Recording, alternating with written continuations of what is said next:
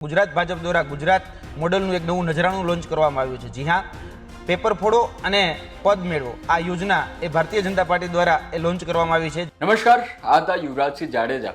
જ્યાં જ્યાં પેપર ફૂટે છે, જ્યારે પેપર ફૂટે છે ત્યારે તેઓ સરકાર સામે સવાલ ઊભા કરે છે, પણ આ વખતે તો સરકારમાં રહેલી ભાજપનું જ પેપર ફૂટ્યું છે।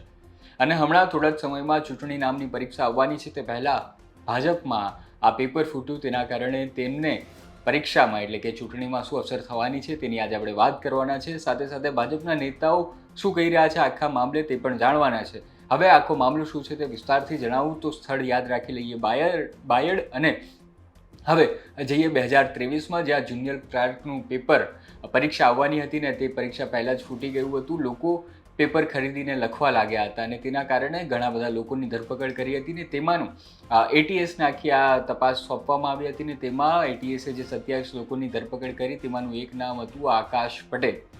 આકાશ પટેલ 2023માં તેમની ધરપકડ થઈ હતી ને ત્યારબાદ હવે 2026માં જ્યારે બાયડમાં યુવા મોરચાની નામ જાહેર કરવામાં આવે છે, તેમાં પ્રમુખ તરીકે આકાશ પટેલ, આ જ આકાશ પટેલનું નામ જાહેર થાય છે।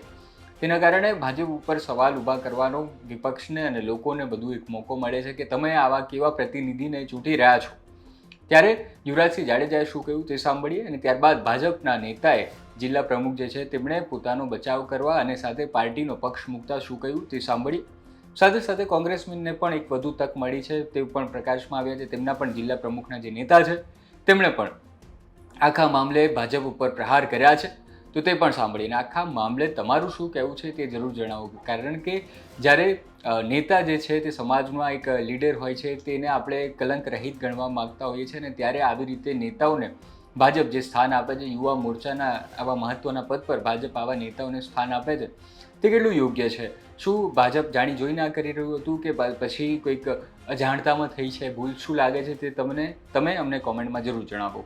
ગુજરાત ભાજપ દ્વારા ગુજરાત મોડલનું એક નવું નજરાણું લોન્ચ કરવામાં આવ્યું છે। જી હા, પેપર ફોડો અને પદ મેળવો આ યોજના એ ભારતીય જનતા પાર્ટી દ્વારા એ લોન્ચ કરવામાં આવી છે। જેમાં જોવા જઈએ તો વર્તમાનમાં જે 2023ની અંદર જે જુનિયર ક્લાર્કનું જે પેપર ફૂટ્યું હતું, જેના જે આરોપી હતા 2023માં એટીએસ દ્વારા જેની ધરપકડ કરવામાં આવી હતી, એવા આકાશ જસુભાઈ પટેલ, એને અરવલ્લી બાયડના ક્યાંક ને ક્યાંક જે યુવા મોરચાનું જે પદ છે એની અંદર એને અધ્યક્ષ બનાવવામાં આવ્યા છે। એટલે ભારતીય જનતા પાર્ટી જે છે એ ભારતીય જનતા પાર્ટીનો મેસેજ બહુ ક્લિયર છે કે જે યુવાનોના ભવિષ્ય સાથે ચેડા કરશે એને ઊંચામાં ઊંચું પદ આપવામાં આવશે।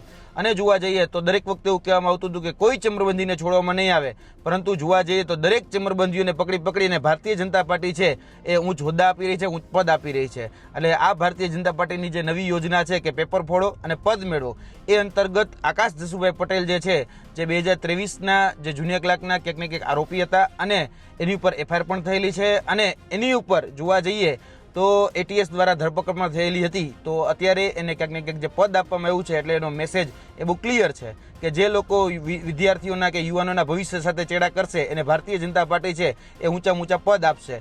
અત્યારે વર્તમાનમાં જોવા જઈએ તો ભારતીય જનતા પાર્ટીના અરવલ્લીના જે આગેવાન છે એના દ્વારા એવી સ્પષ્ટતા કરવામાં આવી છે કે આ જે વ્યક્તિ છે આકાશ જસુભાઈ પટેલ, એ તો પેપર લખવામાં હતા અને જે કેતન બારોટ કરીને જે વ્યક્તિ હતા એ પેપર લાવ્યા હતા અને આ વ્યક્તિ તો ખાલી પેપર લખ્યું। આ તો બહુ નાની બાબત છે, આમાં આટલો બધો હવાલો ન કરવો જોઈએ, આવું એમનું કહેવાનું છે। તેમને કહેવા માંગીએ છીએ કે લાખો વિદ્યાર્થીઓના ભવિષ્ય સાથે જે ચેડા કર્યા એને તમે ક્યાંક ને ક્યાંક આ પદ આપવાની આ ગુસ્તાખી કરી છે। તમારી કથની અને તમારી કરની એ બંનેમાં જમીન આસમાનનો ફરક છે। એટલે ભારતીય જનતા પાર્ટી જે બોલે છે અને જે કરે છે એનું વાસ્તવિક ચિત્ર અને ચારિત્ર એ આ મેસેજ ઉપરથી ક્લિયર થાય છે કે પેપર ફોડો અને પદ મેળવો આ જે યોજના છે એ ભારતીય જનતા પાર્ટીની વર્તમાનની જે કથની અને કરની એ ક્યાંક ને ક્યાંક દર્શાવી રહી છે। જિલ્લા અધ્યક્ષ તરીકે જિલ્લાની ટીમ જાહેર કરવાની સત્તા મને હોય છે।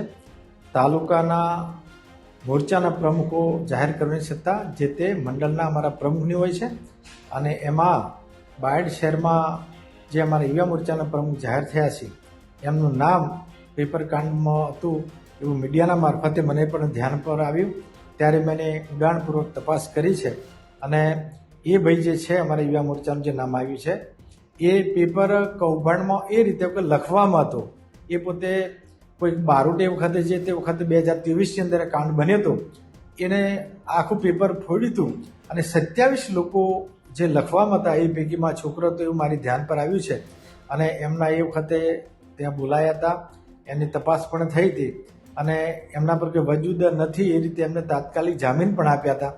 અને એમ છતાંય કોઈ જો મારી ધ્યાન પર વિશેષ આવશે તો પાર્ટી આગળ વધી અને એના પર પગલાં પણ ભરશે.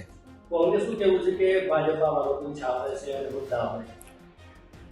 આવી નાની બાબત હોય એ પાર્ટીમાં અમારા ધ્યાન પર આવે પછી આપણે એને નિર્ણય કરતા હોઈએ છીએ. એવું કોઈ મોટું કૌભાંડમાં કે એવા વ્યક્તિને અમારા ધ્યાન પર કે એવું મોટું કોઈ હોદ્દો અમે આપેલ નથી. એટલે એમના જે આક્ષેપો છે એ વાહિયાત છે અને તથ્ય વિહોણા છે. અને મેં ફરી આપને કહું છું કે કોઈ પણ દોષિતને આ પક્ષમાં સ્થાન નથી. કદાચ એમાં દોષિત ઠરશે તો પાર્ટી પગલો ભરી અને તરત જ પાર્ટીમાંથી એને બહાર કાઢશે. ગુજરાત સરકાર દ્વારા વર્ષ 2023માં જે જુનિયર ક્લાર્કની પરીક્ષા લેવામાં આવેલી, જેની અંદર પેપર લીક થયેલા અને લાખો યુવાનોને પરીક્ષાની અંદર ખૂબ મોટું નુકસાન થયેલું, જેની અંદર આરોપી તરીકે જેઓનું નામ છે તેઓ આકાશ પટેલ, જેઓને બાયડ તાલુકાના ભાજપના યુવા મોરચાના પ્રમુખ તરીકે નિમણૂક કરવામાં આવી છે. આ ભારતીય જનતા પાર્ટીની સરકાર જે ભ્રષ્ટાચારથી તય હોય, આરોપીઓ હોય તેવા લોકોને હોદ્દા આપી અને શું કરવા માગે છે એ સમજ પડતી નથી. જેના કારણે અરવલ્લી જિલ્લા સહિત કેટલાય લોકોમાં ખૂબ મોટો આક્રોશ છે.